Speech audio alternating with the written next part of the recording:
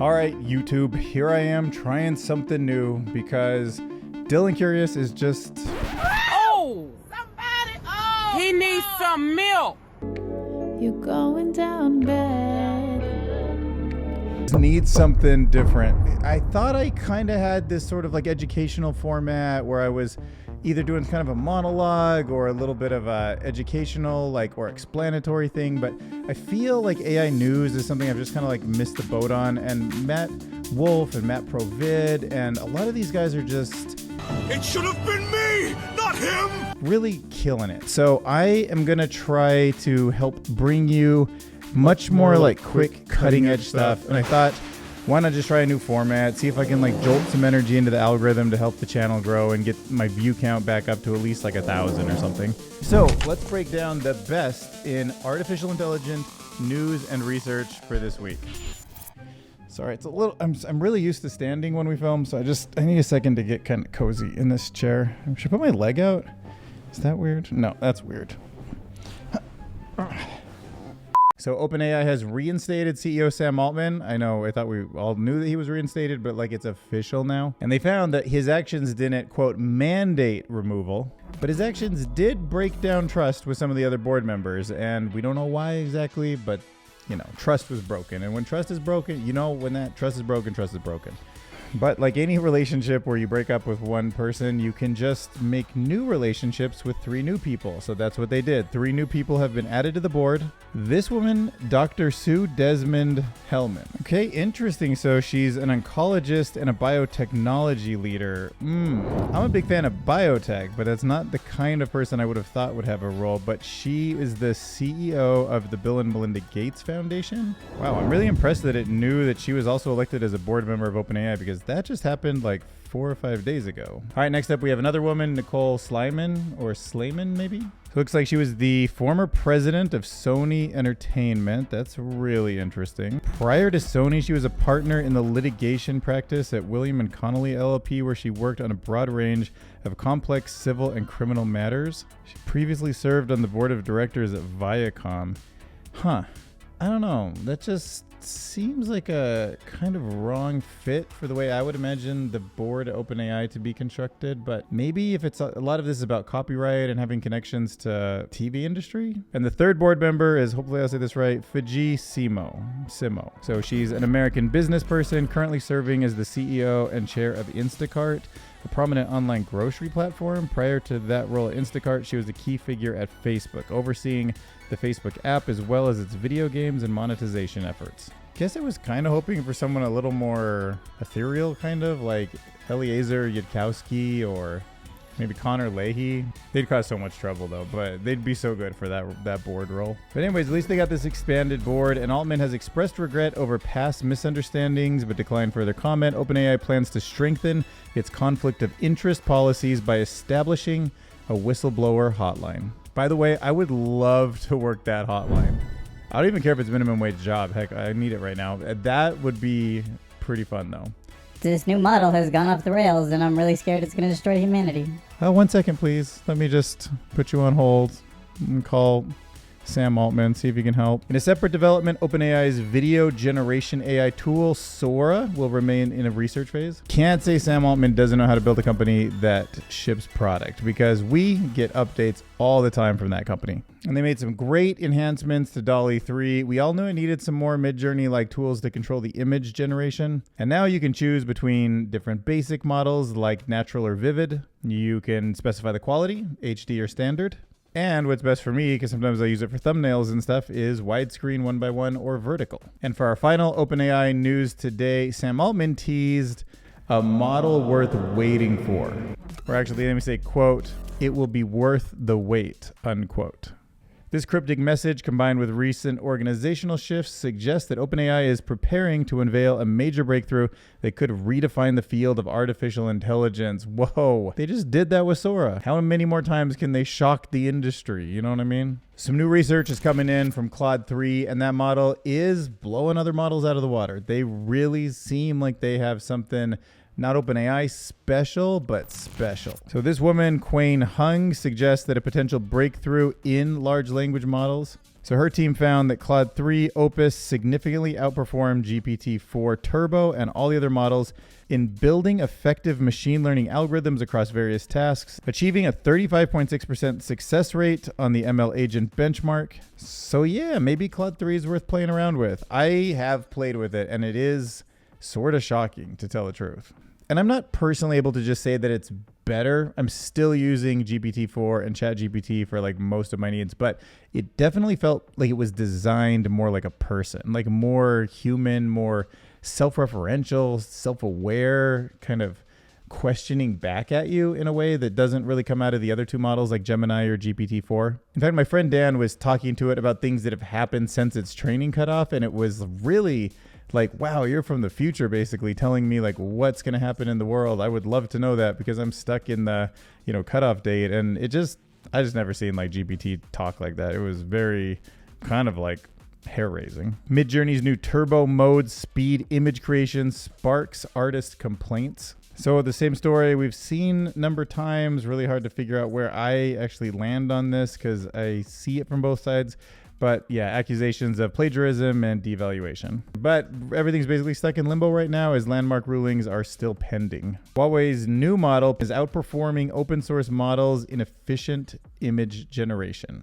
Okay, so this is a diffusion transformer model. It's text to image. It's got some big, steep competition. So let's go pull up the PDF here and see if we can get some examples of what they say is better than anything you can get on DALL-E or Midjourney. All right, so let's look at this prompt here. Stylish woman, black leather jacket, long red dress, sunglasses, and red lips. Mirror effect of the colorful lights. Where's the mirror effect? Oh, I see. Right there coming off the top of the lights. I mean, it is pretty good. Let's see. Close-up woman wearing a blue coat, gray dress underneath. Snowboarder, mid-air, black rail, wearing blue sweatshirt, black pants, arms stretched out, snowy landscape dotted with trees. I don't know what they think dotted with trees is, but it's definitely not that one. That's just 3 big trees. You want little dots of trees like that. Oh my gosh, look at that happy cactus. Holy crap. I should show you this book from my bookshelf. Yeah, why not? Nobody watches my videos anyways. Okay, so side note, I got this book because I loved it so much a long time ago, and it's called Hug Me, and it's literally that. It's like this cactus that goes to find a friend, but you can't be friends with like a balloon or anything because they're also scared of him. Okay, and just in case you're wondering, he does find a friend at the end. It just happens to be a rock. Wonderful story. Hug Me. Get it for your kids now. Well, I gotta admit, I'm impressed. Huawei did a great job. All right, Microsoft coming in strong like always with the new AI cloned voices that can evoke emotions. So this paper is called Natural Speech 3 Zero-Shot Speech Synthesis with Factorized Codec and Diffusion Models. Point is, it's voice with emotion. Natural Speech 3 employs a neural codec to dissect speech into subunits, enhancing control over the content, porosity, and acoustic details, and it outperforms its predecessor. The Natural Speech 3 can excel at speech quality. This looks pretty interesting to play with. Users can manipulate speech abilities to evoke the desired emotion. This is something we haven't seen cracked yet, and it'd be so fun to be able to play with that model. But I also understand how dangerous that would be if they just let it out into the wild. Fortunately, research papers don't always have multimedia attached to them. So do we have any audio samples? Let's go YouTube it. All right, this guy's got it 5 days ago. Beat me to it. Let's see if we can hear samples. No, it looks like he's just breaking it down too. But so we'll have to just imagine this one. But Fad Mirza, boom, you got your subscribe. Whoa, that was like the best subscribe I've ever clicked. Beautiful. Pika Labs has added some sound effects to the AI video suite. Sick. Let's check out the new sound effect feature. Oh yeah. Man. And don't even tell me we're not gonna have Hollywood videos soon. That's like the Foley people, is that what they're called, that do the sound effects? Like, who thought they were gonna be out of a job anytime soon? One person Hollywood blockbuster by 2026. Nah, a little too early. 2027. NVIDIA CEO says their GPUs are worth the price. That's all we need to know about that article. Right, so interesting model has come out called Rose, how do you say this? TTA Fold All Atom. Right, so, it's been a little while. We needed an update on the AlphaFold type AI systems, and now we can model and generate life's building blocks. So it's a tool for biomolecular design, unlike previous tools that only focused on proteins, right? DeepMind AlphaFold, we're talking about you. It can model a wide range of biomolecules that interact with proteins. Cool. This includes molecules like iron, DNA, RNA, and by learning from sequences and structures, Rose TTA Fold All Atom maps complex molecular structures with extreme detail. Yeah, I'm excited to see what kind of drug discovery comes from research like that. Moving on to military applications, the U.S. Air Force plans to deploy 1,000 AI drones. You think it's really just 1,000, or do you think it's more like 500,000 hidden in some underground cave? You never know. Collaborative Combat Aircraft CCA will support manned aircraft in combat missions, aiming to enhance tactical capabilities and reduce costs. That's just the future. AI drones with military use cases, especially with like swarm technology, that's just how it's going to be. These AI-driven drones will conduct reconnaissance and engage targets, inspired by the success of drones in Ukraine. Gotcha. This initiative signals a major strategic shift. Yeah, I mean, it should. I thought the writing was on the wall like a couple years ago, honestly. Anyway, it looks like Chinese researchers are doing something novel with AI by trying to make it smarter by incorporating, quote, prior knowledge. So maybe it's like a Bayesian thing or something. So prior knowledge such as physics laws and mathematical logic. So what's unique about this that we haven't done already? Unlike traditional deep learning methods that rely solely on data, this framework integrates data with fundamental principles. The goal is for AI to independently discover knowledge from the data that leads to real AI scientists. There is something to that way of thinking. Like if you go back to the history of DeepMind, how there was such a difference in trying to get their reinforcement systems to actually, their Q-learning systems to like play a video game, where they trained it and they gave it like signals that are much more like video game scores. And then when they said, here's just like raw pixels, like figure out the game. All right, European project unveils AI models to promote language diversity. Octaglot? Oh, that's fun to say. Octaglot? Octaglot is an ongoing research collective for open source language models for and by Europe.